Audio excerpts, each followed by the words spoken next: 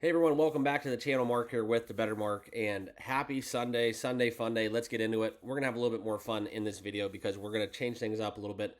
I know you guys like my original kind of run the board. We're gonna go over each and every game as well as get into the picks, some of the pitching matchups, so on and so forth. But as the Major League Baseball comes to its conclusion, right, as we approach the end of the regular season, football season is in full gear. So, full disclosure, I've been up early, knocking into the football picks, and that's something that I do put a little bit more of a priority to this time of year. But if you guys have been rocking with me here for baseball picks, last night even 2 out of 3, and we've been running hot. We had one little weird 1 and 2 game when I was throwing off my game for a little bit, but we've been running pretty good for over the last X so many days.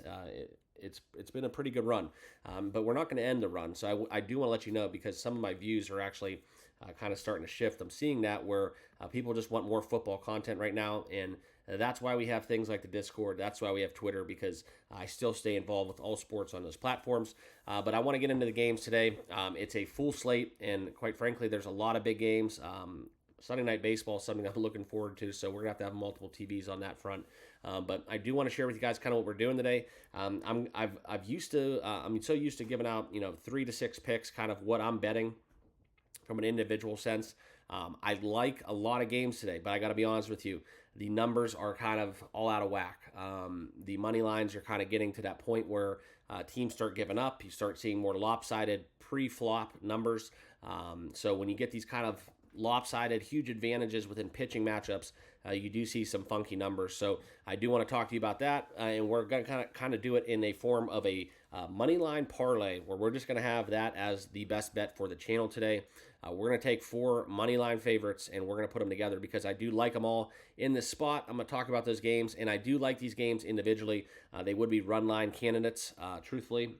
This is where I like all these teams for a multiple run decision, and that's kind of why I put them in my parlays, right? So rule of thumb, if you think a team's just going to win, if you think they're just going to win and just win by one and just get out of there with a win, that's not necessarily the best thing you want to do for a money line, a parlay, or even just a bet in general, right? A lot of times I make my bets in my selection process when I break down pitching matchups, recency bias, all that trend data that we do compile for you with platforms such as Outlier and oddsjam, and just some of my other data banks that I go through for stats and information on a daily basis. So that's part of my process, which I know a lot of you guys do enjoy that, hearing about the process and kind of how I go about my day-to-day. But within baseball too, like that's kind of one of the kind of, I guess you would say, methods that I use that I think that a lot of people don't use, and everybody thinks you're crazy until you get things right. So I normally don't bet teams unless I think they're going to win by multiple runs. Okay, that's just kind of how I do it. And then we can kind of compile that with numbers that are closer to even and get value within taking those. And that's kind of how I work a little bit of my process within my day-to-day picks. Okay. But with this, we need to get into the first game. Enough of me talking, enough of me rambling. We're about to kick off some NFL, so I do want to share with you guys kind of what we have going on. Make sure you like, comment, and subscribe to this video. Leave your picks, all that good stuff, and feel free to drop me a line over there on Discord. I'm always going to be over there talking. If you guys want to just say hi, pop in. Okay, but this is where we're going to dive into the odds jam, and you can see kind of the board that we're going to run here. All right. The first game on the card that I do like is Atlanta and Toronto. Okay, and I am going to just kind of go through the games I like. We're not going to break down the full slate because if I'm not breaking it down, that means I'm not betting it. Okay, so that's not normally how we do it, but with football kind of the way it is on Sunday, I'm kind of up against the clock here, and I got to get these picks out to you guys and still be able to make my bets and go to the sports book and do all that. I'm old school. I got paper tickets. I use the apps to kind of hedge, so you're never going to really get the best, my apps kind of look like shit, to be honest, because I normally use them to hedge or kind of take profits if we have kind of a decision where we have weighing into balance with parlays and such. So, but that's just my situation. But anyways, Chris Flexen going again for the White Sox against the Red Sox. So that's enough to be said. I am going to just back the Red Sox here. Once again, I like them on the run line, -1.5. The Red Sox only been winning 3 out of their last 5. Eventually, we got to wave that white flag. Enough's enough. 2-14 on the season, 5+ ERA. This is where we just got to keep fading them, man. It's getting a little bit out of control. If we do get, I don't know who's going to be throwing for Boston, and maybe Bayo. That's something where we've seen him be pretty good in the second half. I look for Boston to roll in this game, so we're going to add them to that parlay. We've seen also that White Sox, they've been losing a lot of games and failing to cover that run line. We know, and I've heard some of the stories where there's been bettors that have been fading them for 2/3 of the season. They started way back then before the All-Star break, and every single game against the White Sox, they've been taking the run line with the opposing team. So shout out to them. That's a great system play. I did that one year with the Dodgers.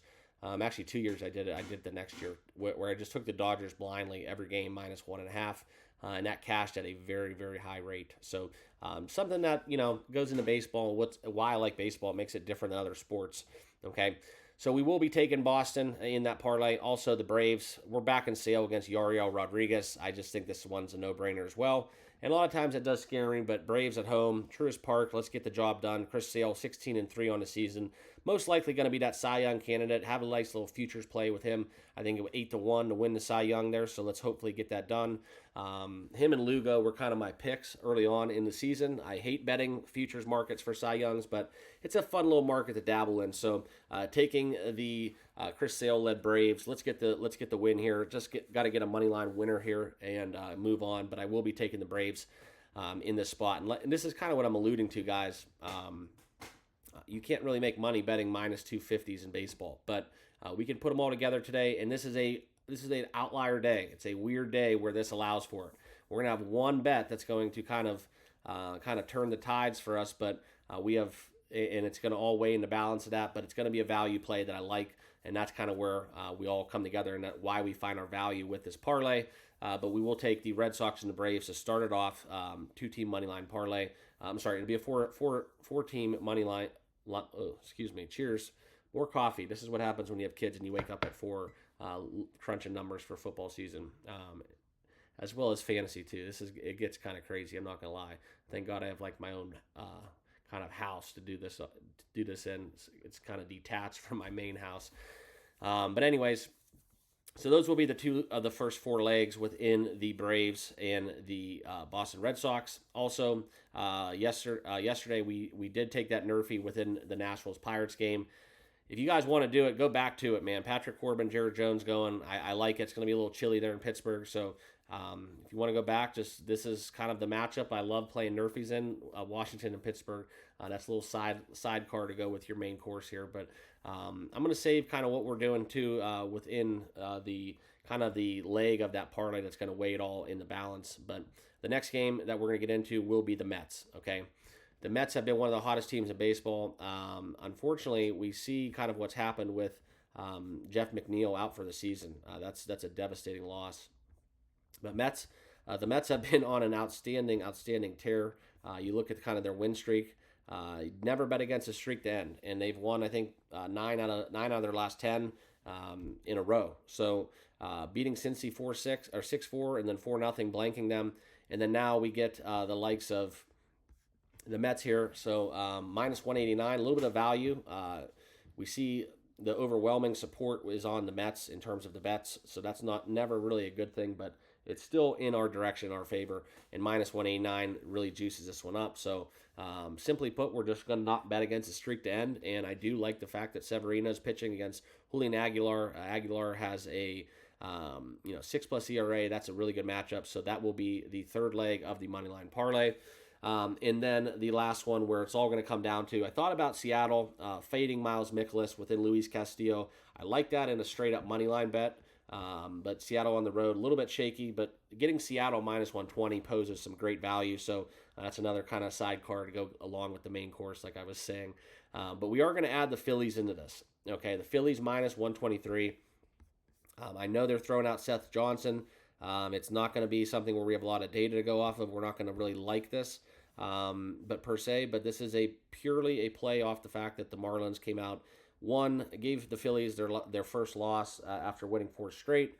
9-5, they were able to get the job done, and I just like the Miami team to kind of I guess lay an egg. I think we'll call it laying an egg. And the Phillies are going to win this game. We saw what they were able to do, win 5-2, winning 16-2. So I think we see the same stuff here. Look for the Phillies to outslug the Marlins and wrap up that 4-leg money line parlay, which will pay a plus 385. Okay, so that's kind of a nice little juicy little Sunday fun day bet for you guys. That's how we're going to do it today. And that's kind of how I like to change it up here on the channel, right?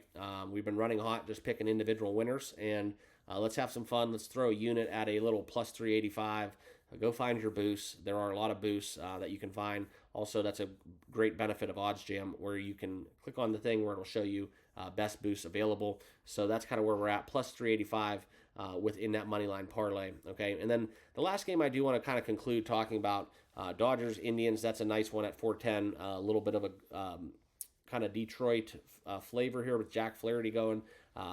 Cleveland's used to seeing him. They know what he got. 11-6 on a season 3 ERA, going against Tanner Beebe. Little rubber match here on a Sunday, so that'll be a fun game to watch. I don't have a play in it, but I do foresee the Guardians to be a little scrappy in that matchup and potentially get it done at plus money. Okay, but Sunday Night Baseball, that's going to be the interesting one. I want to see what Justin Verlander does against the Diamondbacks. Ryan Nelson going for the Snakes, and I got to be honest with you, I like the way Houston's been playing baseball. Jordan Alvarez is playing absolutely out of his mind, and I think that the Astros minus 136 is some good value with Verlander throwing. But, you know, he's been rocky since coming back from injury. So this one will be just a wait and see, kind of a fun little game to bet. Possibly even maybe dabbling into the over 8 minus 115. But that'll kind of wrap up kind of my takes and what I'm going to look into for these games. The other games, quite frankly, don't interest me. So that's kind of why we're doing it this way. I'm just not going to lay big minus 250s. So we're going to kind of just try to steal a nice little parlay win here. Sunday fun day. Plus 385, and that will be my best plays. So for those of you that kind of been following along, here is kind of how I'm doing it. Mets, Phillies, Atlanta, and Boston. 4-team moneyline parlay plus 385. So go sign up for OddsJam today. Check out where the boosts are. You possibly could even find a 25-30% boost. That's what I'm going to be doing. They're kind of begging you to make baseball bets right now because all the action and money is on NFL and college football. So that's what we got. That'll be my picks. Good luck. Have a fun day in the NFL. Hop on over to my breakdown where I go over my NFL plays for week 1 as well. If you haven't done so, it'll probably be a suggested video at the end of this screen when I'm about to sign off. You will see a link to go to that video. So appreciate you guys. Good luck. Subscribe down below if you haven't done so. And we'll see you guys all over on the Discord a little later today. Cheers.